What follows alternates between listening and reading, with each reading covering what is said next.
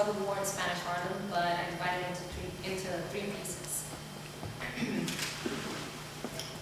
An interview with a dictionary. Question: what is a Latina? Response: Latina, a woman of Latin American and Spanish-speaking descent. Home cooking. For my family of Dominican heritage, a green plantain has the same significance that French fries and hamburgers has for the majority of the American society. You're supposed to love it, and you question the sanity of those who don't eat it. As the rumor goes, a true Dominicano is a true platanero. Any Dominican loves plantains. A plátano is a green banana with thick and harsh peels. But what makes it so magical is that you can have it in many different forms. You have plátano maduro, plátano verde, tostones, and mango. I began to cook plantains on my own about the age of 14, and my prom mother would sometimes ask me to make some for her too. This was a good sign. I was learning how to cook, and I felt accomplished. But my four sisters had a way of making my cooking feel inferior, because they were so much better at it than I was. So one day, I just stopped making plantains. Soon enough, my progress to what I like to call plantain mastery disintegrated. You see, plantain mastery wasn't just a form of cooking, it was a form of identity. It was a form of proving to my family that I was a true Dominican, a true Latina girl. In the Latin culture, a lot of Latin women must prove themselves through their cooking, and unfortunately, I caught on to this. I can cook. This was a vague and empty statement because the only thing I really knew how to make was plantains, and I was jealous of my sisters. A simple and silent thought rolled in my head. I was jealous of my sisters, a harsh thought that I couldn't come to terms with because I was so sure that I was different than them in all aspects. My physical qualities could attest to this. I take up for my father's genes. I'm about 4 shades darker than my mother and my sister. I remember my sisters forming alliances and telling me that I was adopted from Africa or picked up as garbage. I internalized this, and now cast in my own home. I stood out, but sometimes I just wanted to blend in. People tend to see only what they want to see. So when their held beliefs are not consistent with a present situation, they ask questions. Questions that seem to transform me into a walking contradiction. Physically, I don't conform to the token and stereotypical Latina girl, and that is perfectly fine with me.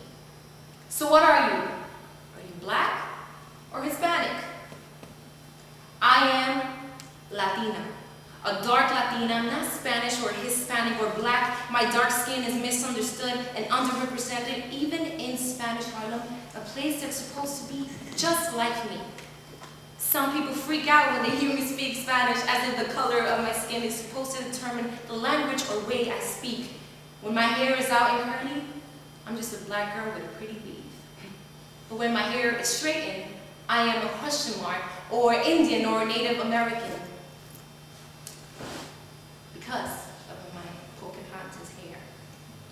My hair is my father's texture, curly, dark, and thick with harsh ends. Has it ever crossed your mind that I'm just a dark Latina with hair willing to take the form that I give it? What does my hair have to do with my skin? Well, you look black. I look black. Well, what does black look like?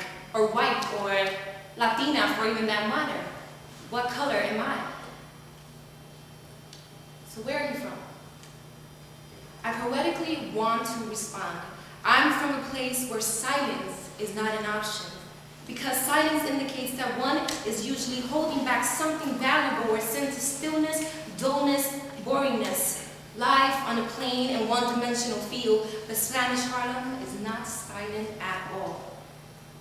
Survival of the fittest in Spanish Harlem tells me to speak up, to make sure that I'm not taken advantage of. But I have yet to master this ability. Spanish Harlem is not silent. Hold my hand and take a walk with me through my Spanish Harlem, the Spanish Harlem that you probably don't know. Spanish Harlem is filled with vibrant warm colors and strong, delicious odors of arroz con pollo y habichuela while walking down the corridor to my apartment. I know my Spanish Harlem for the fathers who take their 3-year-old children onto the sidewalks and shamelessly give them salsa lessons on the streets while music to Tito Puentes plays from an astroland. Take a walk down Spanish Harlem and you'll find the world-famous graffiti wall of fame on 106th and Park. Take a walk down Spanish Harlem and you'll appreciate the $5 that you carry in your pocket because everything is so cheap. Take a walk down Spanish Harlem and you'll find New York City's first ever all-girls public high school. Take a walk down Spanish Harlem and you can get through its crowded nature. Take a walk down Spanish Harlem and you will see El Museo del Barrio, New York City's only Latino museum dedicated to Puerto Rican, Caribbean, and Latin American art. Feed your eyes with Frida Kahlo's self-portrait, depicting thorns cutting through her bare neck, butterflies adorning her legendary braids as the beauty of nature and wildlife stand behind her. Because nothing more sweet and perfect could illustrate the peace and turmoil that resides in Spanish Harlem and within me, like this portrait does. My Spanish Harlem resembles a plantain. You have to get rid of the thick skin to appreciate the taste inside. But even being on the inside is unpleasant at times. This paradox centered me in a tug of war. Sometimes I wanted to belong to Spanish Harlem, and other times I didn't. People usually don't understand the full complexity of what it means to say that I am a dark Latina from Spanish Harlem. When I go home, I'm surrounded by the warm colors and loud music, but I'm also equally surrounded by all of the stereotypes.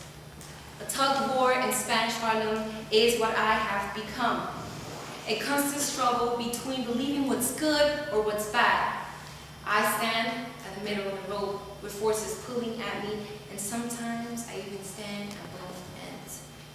But this perpetual cycle is frustrating, and I seek a new alternative, so I have challenged myself to speak and echo my thoughts and feelings because I am from a place where silence is not an option.